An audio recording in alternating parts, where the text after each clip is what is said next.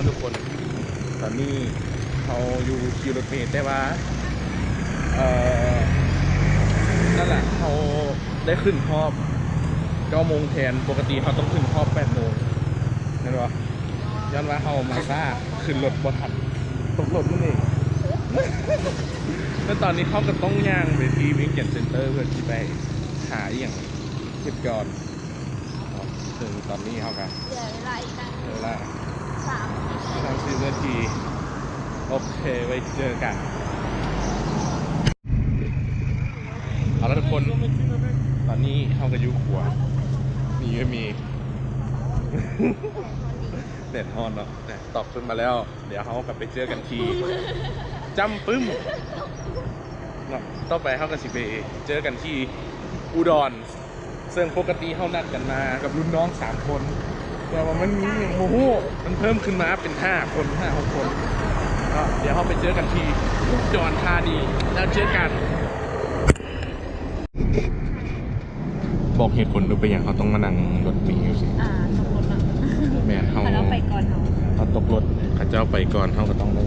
ได้ต้องซื้อปีรถเมล์ใหม่เพื่อไปลงหนองคายแล้วเขาก็ต้องต่อรถไปอุดรปกติเขาต้องขี่แต่100 บาทไปฮอดอุดรเลยแต่อันนี้มันจะเบิด300แล้วเขาหาจะได้ฮอดแต่หนองคายเขาก็ขี่ไปเรื่อยๆ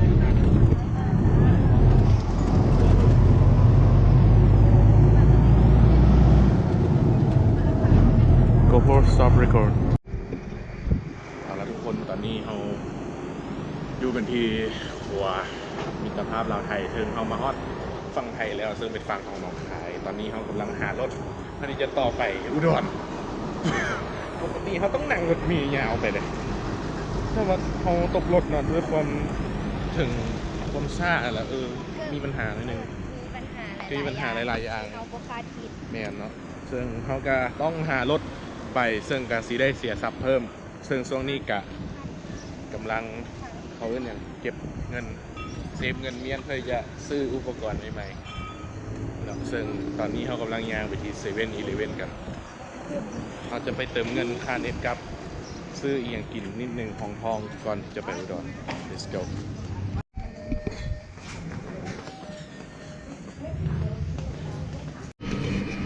สำหรับแผนว่าบุ้มมาแล้วไม่ต้องเข้ามาห้องนั้นคุณหรอเข้ามาห้องแล้วบุ้มเดี๋ยวเข้าไปจ่ายเงินกัน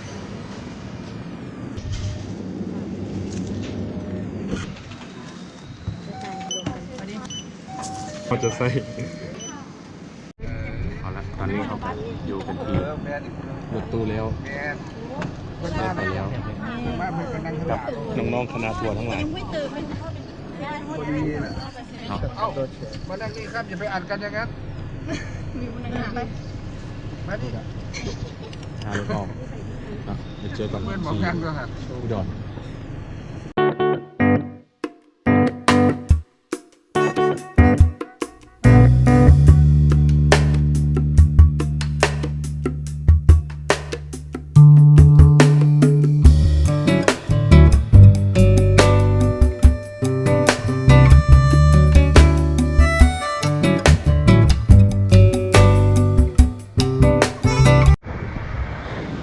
ตอนนี้เขากำลังอยู่กันที่เซ็นทรัลอุดรธานีตอนนี้เขาจะไปเฮียนถ้าเขาจะไปเจอมรซับแล้วเขาจะไปกินข้าวไปหากินข้าวแล้วเขาก็สิไปที่อย่างแล้วมีภารกิจไปเจอกันที่โมงตัดอีกแล้วเอาละทุกคนตอนนี้เขาอยู่ที่ยายุอีซึ่งเขาก็มากินข้าวอย่างเงี้ยกับคุณน้องที่กินชาบูนะเซเบิงบางสิ่งบางอย่างที่โลกได้ผลิตออกมาหน้าตาคนอยากได้โมโตบุ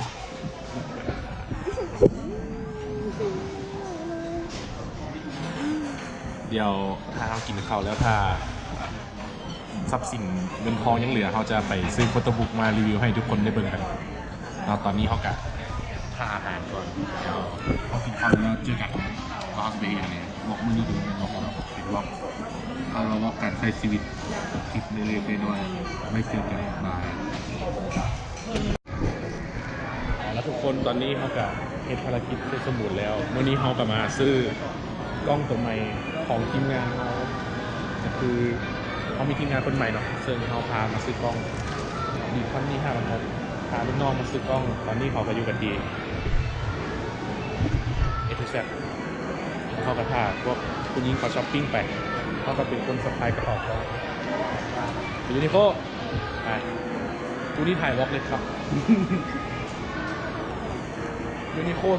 ลงไปลุมนี่ภารกิจเข้ากันเสร็จสมบูรณ์แล้วเขาพาทีมงานมาซื้อกล้องทีมงานหน้าตาทีมงานคนใหม่เดี๋ยวเขาจะลงไปช้อปปิ้งหรืออย่างต่างๆเนาะเขาจะลงไปช้อปปิ้งกัน มีเงินบอก เพิ่มขึ้นมาเลย ถามว่ามีเงินบอก แล้วก็เดี๋ยวเขาสิตัดคลิปตั้งแต่มองนี้เลย แล้วไว้เจอกันคลิปหน้าบ๊ายบายพี่เมย์